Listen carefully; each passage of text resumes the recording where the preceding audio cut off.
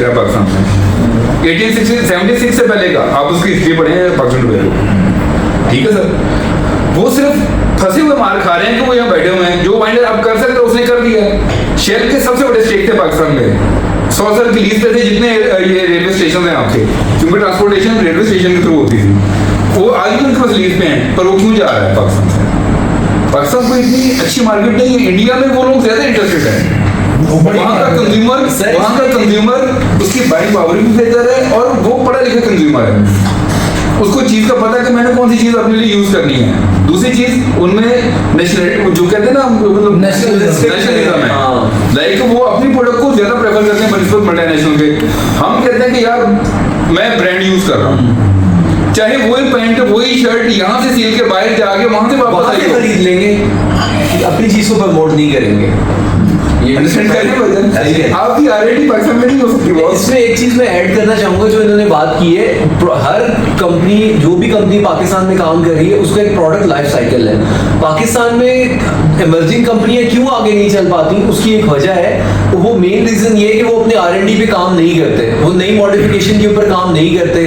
नई चीजें जो भी इनोवेशन आ रही है वो बाहर से आ रही है, हमारे लोग उस पर कोई एक्सपीरियंस। हमारे साथ एक और बड़ा मिसहैप है।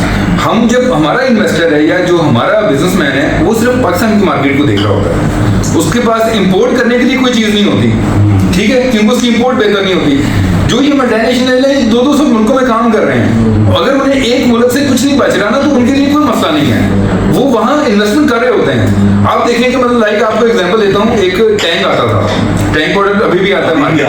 पहले ये था उनके पास कोलगेट फॉर्मूले वालों के पास, टेटली ग्लोबल थी पहले ये, अब ये सेल आउट हो गई है, अब ये मर्ज होगी उसके साथ आपके डेयरी मिल्क के साथ। तो टैंक के ऊपर इन्वेस्टमेंट्स आती थी, बहुत सारे वो बजट्स आते थे। वो कहाँ से आते थे? वो बाहर से आते थे, खत्म हो गए, तो नहीं बिक सका वो उस तरीके से जैसे वो बेचना चाह रहे थे उतना बजट लगाने के बावजूद भी, तो उन्होंने इसको सेल आउट कर दिया। अब डेयरी मिल्क को रिक्वायरमेंट थी अपने वो बिजनेस को मेंटेन करने के लिए, वॉल्यूम सर्टेन को बनाने के लिए, क्योंकि चॉकलेट्स के ऊपर भी अब स्लम्प है थोड़ा सा, और गर्मियों में वैसे ही उसका सीजन नहीं होता, मेल्ट हो जाती है, दुकानदार रखता छोड़ देता है, तो उनको अपनी सेल्स वॉल्यूम को मेंटेन करने के लिए टैंक को साथ अटैच करना पड़ा। अब वो क्या कर रहे हैं, वो टैंक के ऊपर उस तरह की इन्वेस्टमेंट नहीं कर रहे, लेकिन वो अवेलेबिलिटी करवा रहे हैं, अपने कस्टमर पे अपना सेल्समैन भेज रहे हैं। और सर इसमें कंपनी की कैपेसिटी बिल्डिंग की भी बात है कि उन्होंने उस पर काम किया और अपनी कैपेसिटी इनहैंसमेंट कर ली। मैं आपको एग्जांपल कोट करता हूँ, शेल्फ फ्रेंडली होता है पैन FMCG के अंदर, शेल्फ को आप ले लेते हैं, बाय कर लेते हैं फॉर रेंटल।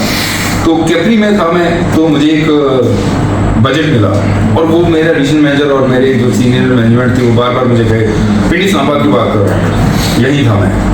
तो बड़े वो बार बार कहे यार देखो 6,000 रुपये का बजट हमने दिया, 6,000 रुपये का शेल्फ के लिए बजट दिया आपको ना। तो मैं एक शोरूम को विजिट करने चला गया ब्लू एरिया में, हेनार्ड के नाम से।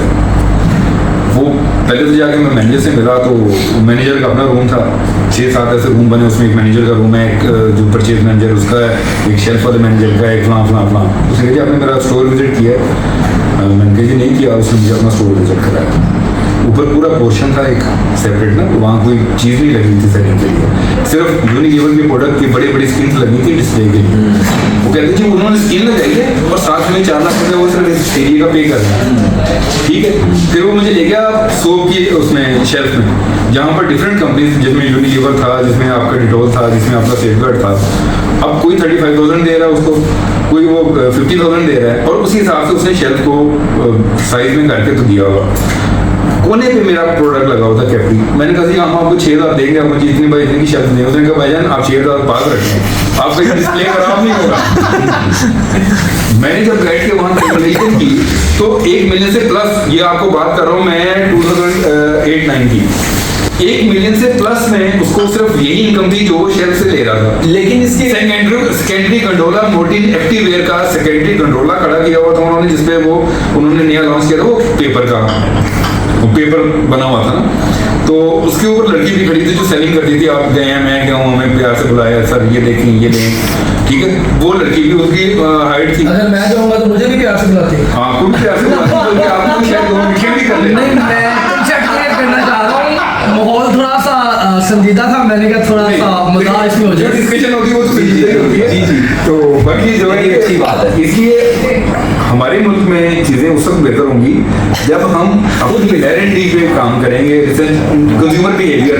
आपने कभी नोट किया 3 लीटर का डब्बा है या कम से कम 1 लीटर का है, एमसीयू का सम छोड़ के उससे छोटा कोई पैक तो नहीं है, क्योंकि गाड़ी का सम उतना नहीं है। लेकिन आम देखेंगे अगर आप FMCG के अंदर, तो एक मेरी कैपेसिटी है कि मैं लाइफ बॉय का एक बॉटल जो है शैम्पू की वो मैं 200 वाली ले सकता हूँ, तो उन्होंने मुझे भी पकड़ा हुआ है। आप कहते हैं कि यार मैं 500 की बोतल लूंगा, उन्होंने आपको भी पकड़ा हुआ है। उसके साइज की बोतल उतनी ml की बड़ी बोतल है वहाँ पे अवेलेबल। एक बंदे की कैपेसिटी है, वो कहता है कि यार मैं छोटा सा पैक सकता हूँ रोज का, तो उन्होंने 3 रुपये का सेशन दिया हुआ आपको। वो तो R&D पे काम करते हैं भाईजान और आपको पकड़ते हैं। मैं बड़ा हैरान हुआ, पाकिस्तान टोबैको में था, तो मेरे एक डिस्ट्रीब्यूटर आए विजिट से इंडिया के, वो वापस आए तो वहाँ पर हमारे तो यहाँ गोल्ड लीफ है ना, इंडिया में गोल्ड फ्लेक का वो रेट है जो गोल्ड लीफ का रेट है पाकिस्तान, और वहाँ पैकिंग 20 सिगरेट्स की नहीं है, 7 सिगरेट्स की, 13 सिगरेट्स की। प्राइस को भी उन्होंने मैच किया हुआ है और कस्टमर बिहेवियर को भी मैच किया हुआ है। ये होती है R&D भाई। अब आप समझे? ये सर प्रॉब्लम पता क्या है जी। हसन भाई ने ले लिया एक महंगा फोन, जी। ठीक है, और उसकी है मेमोरी बहुत ज्यादा जी। अब वो फेल नहीं हो रही। उन्होंने कहा मैं इनको बातों में लगाता हूँ, नहीं। वीडियो बनाता हूँ।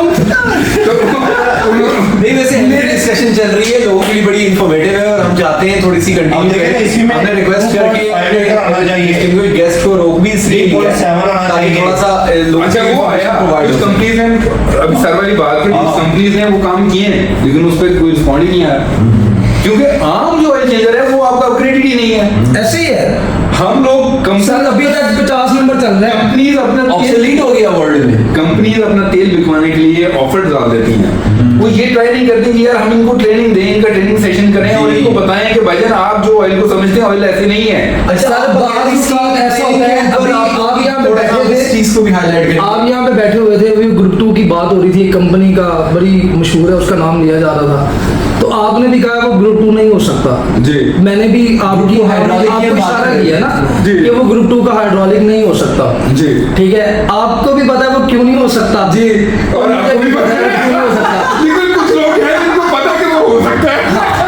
अब वो बेच रहे उनको हम समझाएं, उनको हम समझाते हैं कि यार ये चीज इतने की है, इतने में करके पूरी कैलकुलेशन करके उसके सामने भी आप रख दे, फिर एंड पे यही जवाब होता है जी वो भटका है। दरअसल ना यहाँ पे जो मैकेनिक था ना, उसने पट्टी बड़ी जबरदस्त बढ़ा दी है। एक तो यकम वाले दिन तुझे तेल बदलना है, ठीक है, तनख्वाहदार बंदा, उसने 1 से 5-6 तारीख तक जो है ना ऑयल चेंज पे काम अच्छा होता है। उसके बाद जो बिजनेसमैन कम्युनिटी है उनको आप कहते हैं ना कि जी ये ए है ये बी है, दोनों एक ही जगह से आई है, बस कलर चेंज है डब्बे का। आप ए को छोड़े बी को ले लें, आपके लिए भी अच्छा है। नेशनल का उसने टैग लगाया है, वो कहता नहीं यार मैंने 1 करोड़ की गाड़ी ली है तो लिहाजा मैं, हालांकि ऐसा है कि बहुत अच्छे अच्छे प्रोडक्ट भी हैं पाकिस्तान में जो भी खरीदते हुआ है। ऐसे ही है। जो API है ना, अमेरिकन पेट्रोलियम इंस्टीट्यूट, उसके अंडर जो स्टैंडर्ड्स हैं, लाइक O20 का एक स्टैंडर्ड है ना API के अंडर, जो भी O20 पाकिस्तान में बनेगा वो स्टैंडर्ड्स भी बनेगा। अच्छा, आगे फिर हमारा अपना ईमान है कि हम उसमें एडिटिव पैकेज कौन सा यूज करते हैं, हम उसमें जो बेस ऑयल है उसकी कौन सी क्वालिटी यूज कर रहे होते हैं, ठीक है, हमारे जो ब्लेंडिंग प्लांट है उसके ऊपर वो कितना हम उसकी सफाई का ख्याल करते हैं और किस तरह से हमारा क्या प्रोसीजर है उसको ब्लेंड करने का, ये फिर हम पे डिपेंड कर रहा होता है जो हमारे लोकल मैन्युफैक्चरर्स हैं। अच्छा, ये बात शुरू हुई थी R&D से। वैसे मैं आपको एक बात बताऊं, जहां तक मुझे इतना एक्सपीरियंस तो नहीं है जितना आपको है। नहीं सर, मुझे इतना नहीं है। क्या करते हैं तो मैंने सिर्फ एक ही कंपनी देखी है जहां पे R&D है, ठीक है, जिन्होंने जनरेटर्स अपनी प्रोडक्ट तैयार किया पाकिस्तान में। नेशनल कंपनी नहीं है, मल्टीनेशनल है। उन्होंने जनरेटर्स लगाए हुए हैं 600 kVA का, 400 kVA का, बड़े जनरेटर्स 1000 kVA तक भी है। उन्होंने उसके अंदर ऑयल डालना है और उसको हर घंटे के बाद उसका सैंपल लेके चेक करते रहे, नो लोड के ऊपर वो चलते हैं जी, ठीक है। एक कंपनी है, उसके अलावा बहुत सी मल्टीनेशनल कंपनीज है। मैं उनके प्लांट्स वगैरह पे चीज़ें देखी हैं मैंने, लेकिन मैं एक छोटी सी बात, एक ना मैं आपको एक जेन्युइन बात बताऊं, जहाँ से हमारी बात स्टार्ट हुई थी, मुझे किसी से इख्तलाफ नहीं है, हर किसी की चीज़ अच्छी है जो जेन्युइन है। सबसे मेन चीज़ जो सबसे अच्छी है, इंपॉर्टेंट है। रेप्लिका और कॉपी से तो बहुत अच्छी है, जी। ठीक है, लेकिन बात ही R&D, मुझे जो चीज़ फील आई है ना नेशनल और मल्टीनेशनल को देख के, इनके पास ना R&D पाकिस्तान के लिए नहीं है। ये वही 20-50 जो आपका फॉर एग्जांपल एक कंपनी है फ्रांस से, उसका वहाँ पे जो 20-50 है वही 20-50 यहाँ पे है। उन दोनों में फ़र्क है।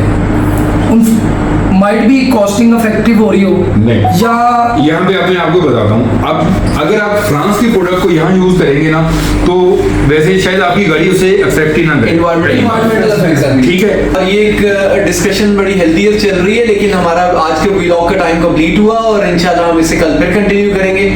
तो आप लोगों का बहुत शुक्रिया, thank you so much for your time.